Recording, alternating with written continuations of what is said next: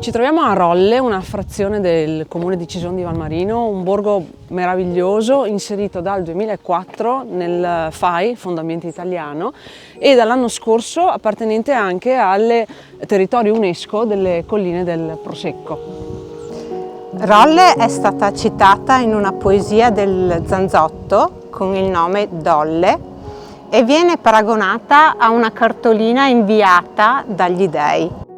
Questo è l'antico lavatoio di Rolle, ristrutturato nel 2004, chiamato la Rosada, ed è un bellissimo posto dove da sempre negli anni le donne venivano a lavare i panni o venivano portate le bestie per essere abbeverate.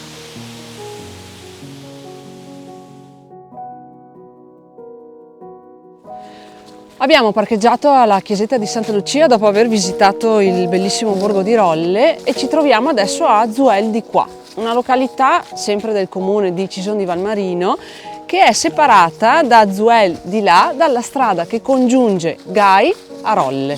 Il nome Zuel pare che derivi da Jugum, che significa giogo o anche valico montano. E la frazione di Zuel di qua e di Zuel di là insieme non fanno neanche 50 abitanti. Questo è l'oratorio di Sant'Eurosia del 1764, voluto dai conti Brandolini e dedicato alla santa che è una protettrice delle messi e dei raccolti. Lungo il sentiero troviamo diversi castagni, molti dei quali sono secolari, di 200-300 anni. I castagneti sono stati favoriti dall'uomo, prima in epoca romana, ma successivamente in maniera più massiccia nel Medioevo. Sono stati disboscati i boschi di Ornostrieto e di Querco Carpineto nella fascia tra i 200 e gli 800 metri, che è la fascia ottimale per il castagno.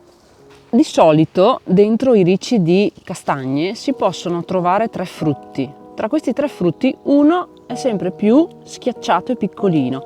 Questo lasciamolo al bosco come ringraziamento e anche perché questo gli animali lo mangiano al contrario di noi.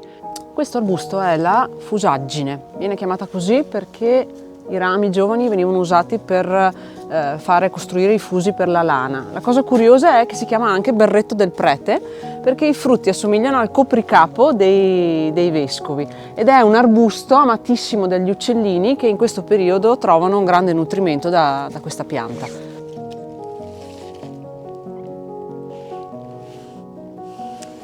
Il sentiero che vi proponiamo è un anello che parte da Zuel di qua e passa per Farrò.